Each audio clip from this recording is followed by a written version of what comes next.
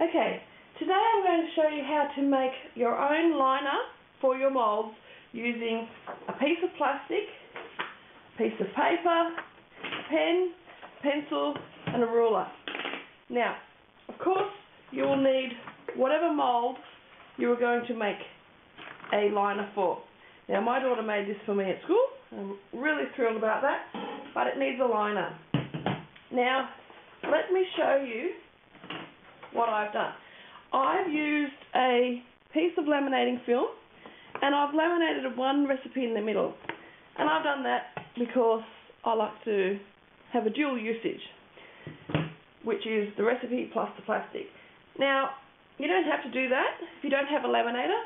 You can just buy any sort of plastic that you get. I mean, these are some really thin chopping mats. There's 3 chopping mats in here for $3. So you could cut that up instead if you wanted to. So, what I wanted to show you, if you are laminating your own recipes and then cutting them to size for your mould, as you can see here, we have a seal around the recipe, whereas on this one, I did not. And you can see what's happened here. Because the paper comes all the way out, there's no seal.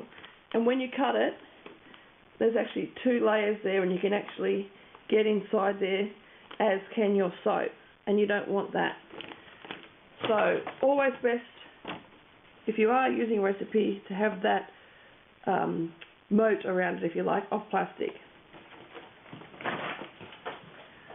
That's why, for this one, I've only got a little tiny recipe in the middle.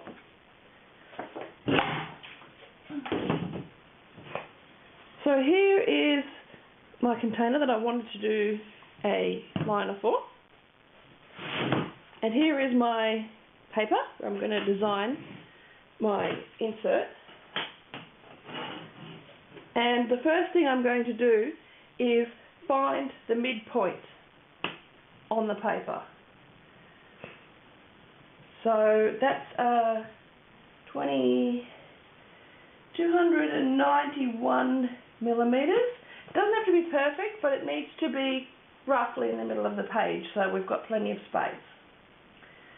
So I'd say around 15 will do. Don't have to be perfect.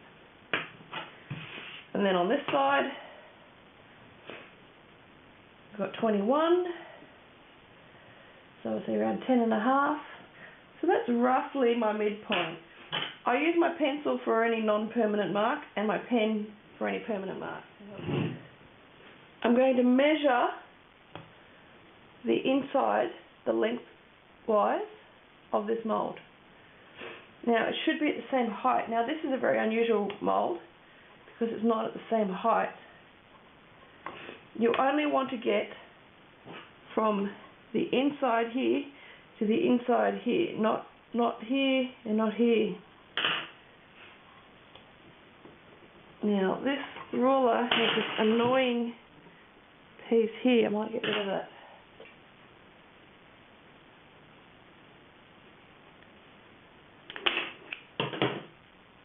Okay.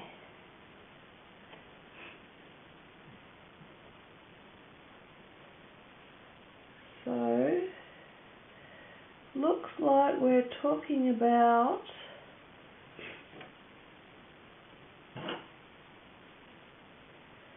1, 2, 3, might be a bit long, 213 millimeters. So I want to put that roughly in the middle. So that was 213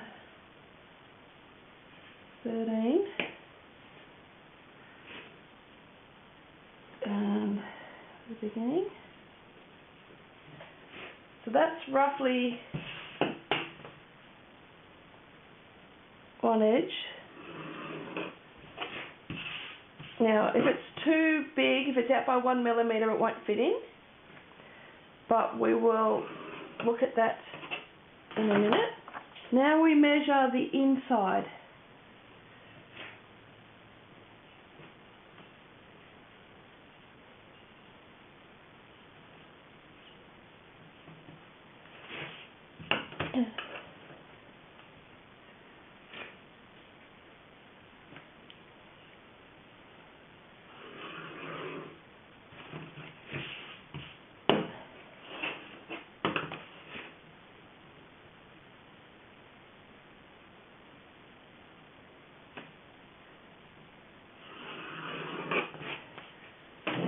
Okay, so now I have my rough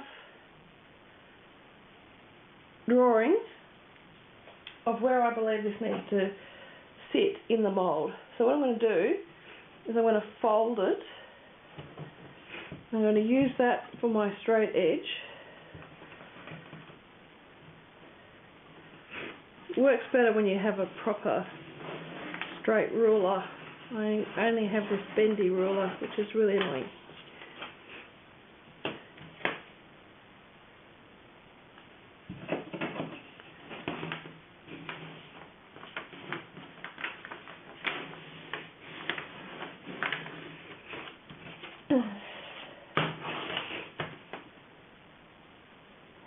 So I'm just making an indent on the page. I want to place this inside the mould to check that I'm not off by a millimetre or two, and if I am, adjust the template. Now I am going to just cut the edge. Doesn't matter too much, this is just our template. So I'm just going to cut these here, like you see with my finished insert, so that I can place it inside the mould.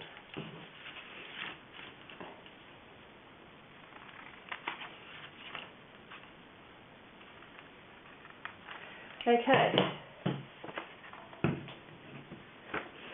now for the test. I'm going to fold it like that and put it in. I think I need to take a millimetre off on potentially both edges.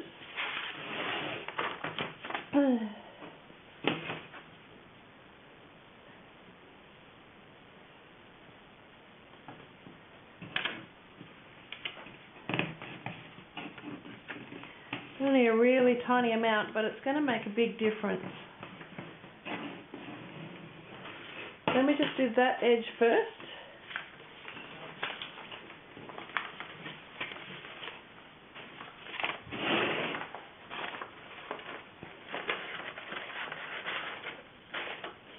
Yeah, I definitely want it on that side as well.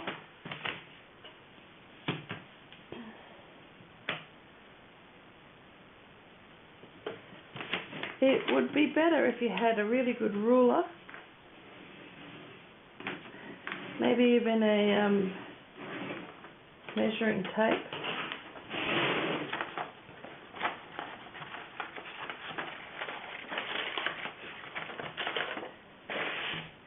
That's perfect now. You can see that it's kind of sitting flush. I'm going to run my pen around there.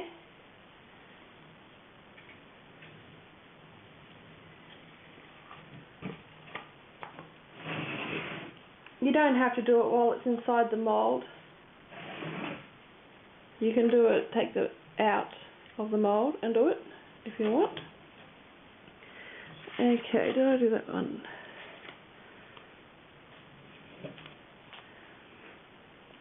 Okay, so I've just marked in pen where the sides of the bottom of the mould are. The rest we don't care about. Why? If this was a little bit up or an inch up, it doesn't matter because you can pull it out. What we care about is this, and then however much space you have in your plastic or in your paper, doesn't really matter. And that's why we go in the middle. And that's why it doesn't really matter if we're out by 1 or 2 mils and we're not right in the middle. We just want to roughly get it so that we can got enough space on here. We don't want to have 1 centimetre here and 12 centimetres over here, for example. So now what we want to do,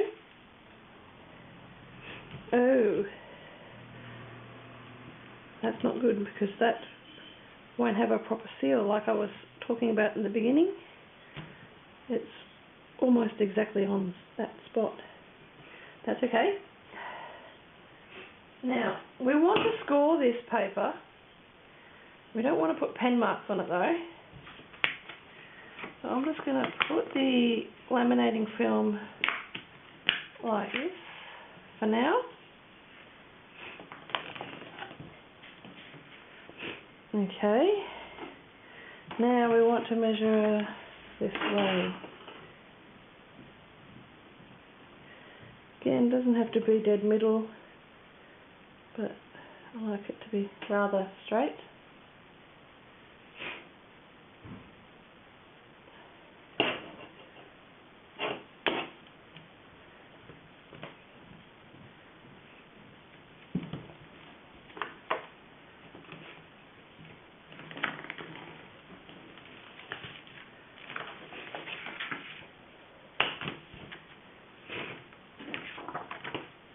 So we want to line that up nicely on all other sides that we're not doing.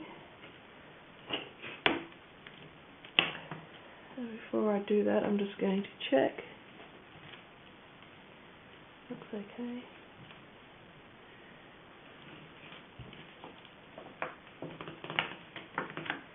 Now I'm not going to cut this plastic until I've got the exact right measurements. But let me just check it will roughly fit in there. Oh, I think that might be okay. And that might be okay. So I'm just going to make some tiny, tiny cuts here to facilitate it going into the mould. Now if you cut too deeply, the only effect will be you'll have more spillage of your soap. But I usually put another pre-liner in anyway if I'm using a porous mould like wood. And I'll show you that in a minute. Just to protect it. So you can see here I've actually put contact paper in there to protect the porous wood. But you can just put a plastic bag or something in there and then your real liner. The real liner needs to be straight so that you get a nice edge on your soap. And then if you put something underneath that's wrinkled, that's okay because it's just to protect the porous mould. Yep, quite happy with that. So now that I've got it flush where I want it to be, I can see I want to probably cut 1 millimetre off that and probably a couple of mils off that one. But that's pretty much it. What I want to do now is to really crease these in so that we know we're in the right spot. And this will help with getting it in and out and make a nice straight edge and things like that. Don't forget to keep this because you can make many more. Once you've got this template, you can use it over and over again. Now this is the one that my daughter made at school, so I'm going to call this school-made mould. Just so I remember which one it is, because I do have a number of different moulds.